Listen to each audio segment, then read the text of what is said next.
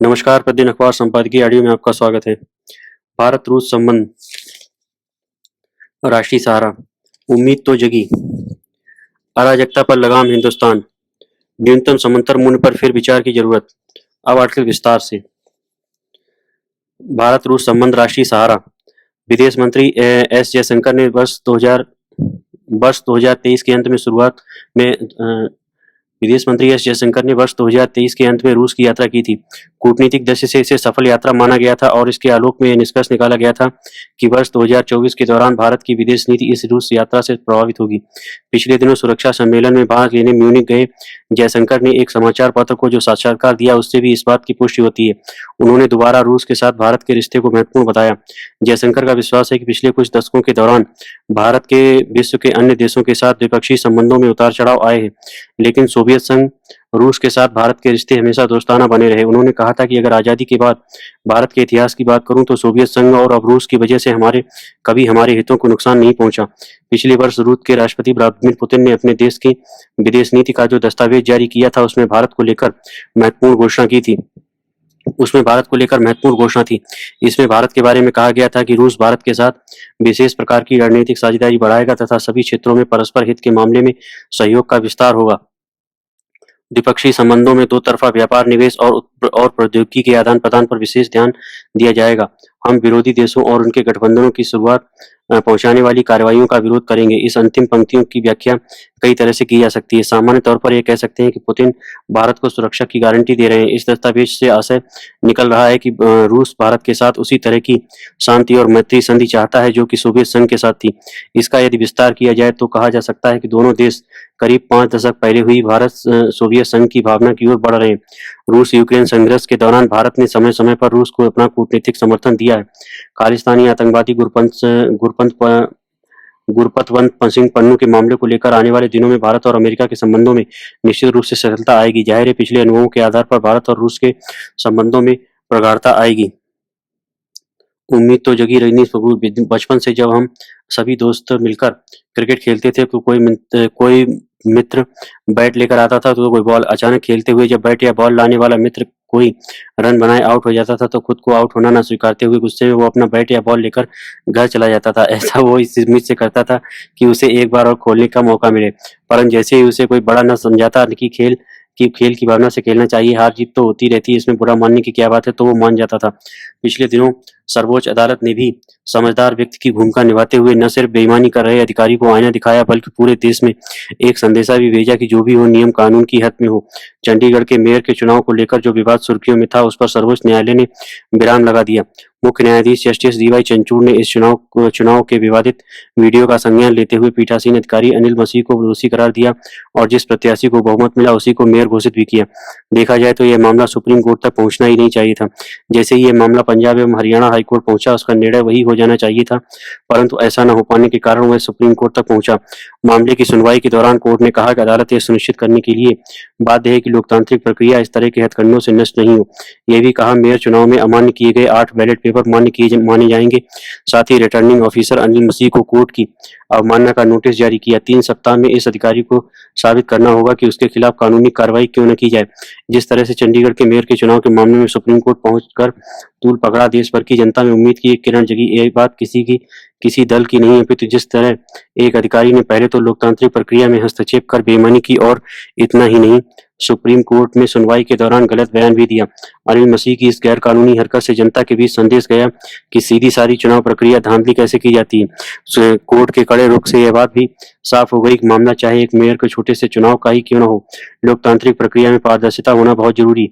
उल्लेखनीय है कि इस चुनाव में धांधली इसलिए सामने आई क्योंकि जब वह चुनाव चल रहा था तभी पूरी कार्रवाई को वहां लगे सीसीटीवी में रिकॉर्ड किया जा रहा था। जैसे ही इस धांधली के वीडियो दुनिया भर में घूमने लगे तो ये सवाल भी उठने लगे कि जिस प्रत्याशी को बहुमत मिला उसे मेयर के पद पर बैठाने में चुनावी अधिकारी को क्या आपत्ति है।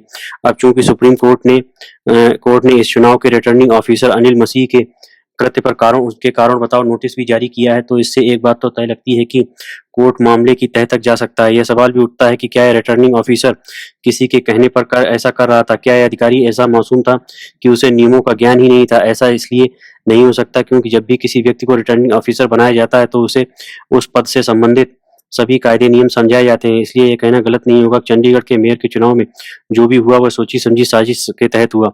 देखना है कि 3 सप्ताह बाद जब इस दोषी अधिकारी पर कार्रवाई होगी, तब जांच एजेंसी या पुलिस इसकी तह तक जाएगी या नहीं। जो भी हो, जिस तरह से शीर्ष अदालत ने हाल के कुछ फैसलों में कड़ा रुख अपनाते हुए सभी को कानून की हद में रहने की हिदायत दी है, उससे देश भर में एक सही संदेश गया है। इस मामले में सुनवाई करते हुए अदालत ने यह बात स्पष्ट कर दी है कि कोर्ट की जिम्मेदारी है कि लोकतांत्रिक सिद्धांतों और मूल्यों को बहाल करे। करोड़ों मतदाताओं को भी ये संदेश दिया गया है कि कोई भी व्यक्ति या दल कितना ही बड़ा क्यों न हो, कानून उससे भी बड़ा है। अदालतें लोकतंत्र का मजाक उड़ने नहीं देंगी। देखना यह है कि लोकसभा चुनाव पर कोर्ट के कड़े रुख का चुनाव आयोग, मतदाताओं और राजनीतिक दलों पर क्या असर पड़ेगा। जिस तरह से विपक्षी दल चुनावी प्रक्रिया में ईवीएम को लेकर शोर मचा रहे हैं, क्या शीर्ष अदालत इसका भी संज्ञान लेगी? यह तो आने वाला समय ही बताएगा कि विधायिका और न्यायपालिका का ऊंट किस करवट बैठेगा। देखा जाए तो कोर्ट के कड़े रुख से यह बात सिद्ध हो गई है कि स्वस्थ लोकतंत्र में पारदर्शिता का होना कितना अनिवार्य है। अराजकता पर लगाम हिंदुस्तान। किसी भी सोशल मीडिया मंच के दुरुपयोग को रोकना न केवल अनिवार्य बल्कि अनुकरणीय भी है। किसान आंदोलन के समाधान में जुटी भारत सरकार ने इस आंदोलन के मद्देनजर सोशल मीडिया मंच एक्स के दुरुपयोग पर आपत्ति जताई थी और अनेक अकाउंट व पोस्ट को हटाने का फरमान सुनाया था। जाहिर है, आदत से मजबूर एक्स ने कुछ इंतजार के बाद ही भारत सरकार के आदेश की पालना की है। हालांकि एक्स आपत्तिजनक खातों को केवल भारत के लिए प्रतिबंधित करेगा, शेष दुनिया में ये खाते व पोस्ट नजर आते रहेंगे। लगे हाथ एक्स ने अभिव्यक्ति की स्वतंत्रता का हवाला देते हुए इस कार्रवाई से अपनी वैचारिक असहमति भी जता दी। क्या एक्स की यह टिप्पणी आपत्तिजनक नहीं है? क्या यह प्रश्न नहीं उठता कि अभिव्यक्ति की स्वतंत्रता चीन या रूस जैसे देशों में कहाँ चली जाती है? 20 से ज्यादा देश हैं जहां एक्स प्रतिबंधित है। हर देश को अपनी हित चिंता का हक है, अतः भारत की चिंता भी जायज है। अधूरे मन से ही सही एक्स को झुकना पड़ा। लोग भूले नहीं है कि कर्नाटक उच्च न्यायालय ने पिछले साल 2021 टेकडाउन आदेशों को चुनौती देने वाली ट्विटर या एक्स की याचिका खारिज कर दी थी और समय पर कार्रवाई करने में नाकाम रहने के लिए अमेरिकी कंपनी पर 50 लाख रुपए का जुर्माना भी लगाया था। इस बार भी कार्रवाई के भय की वजह से ही आदेशों की पालना की है।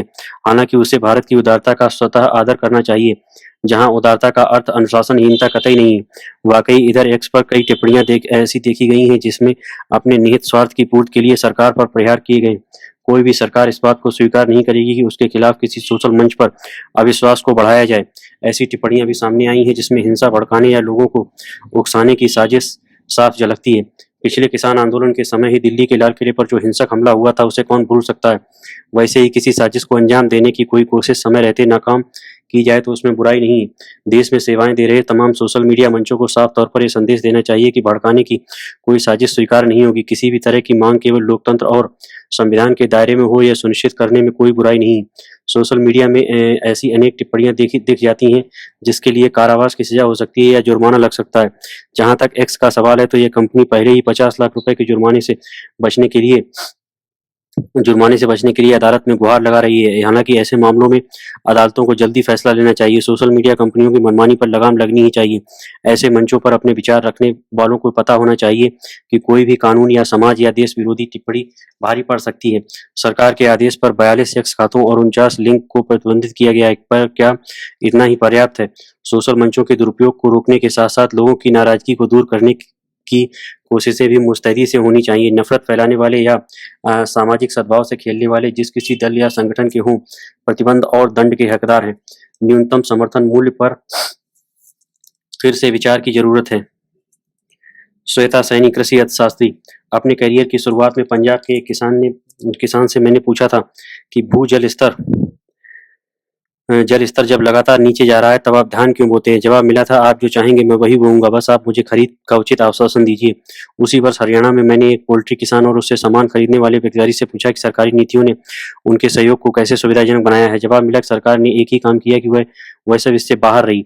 राष्ट्रीय राजधानी में किसान आंदोलन की पृष्ठभूमि में काम कर रहे 2 बिंदुओं को यहाँ रेखांकित किया जा सकता है। पहला, कृषि में सरकार की हर जगह जरूरत नहीं है, और दूसरा, सुनिश्चित आय। समय के साथ किसानों की जोखिम उठाने की क्षमता को घटा देती है। फसल विविधीकरण को लेकर पंजाब के किसानों की जड़ता जग जाहिर है। वे न्यूनतम समर्थन मूल्य से लाभान्वित होते हैं, पर बाजार में मौजूद अवसरों से चूक जाते हैं।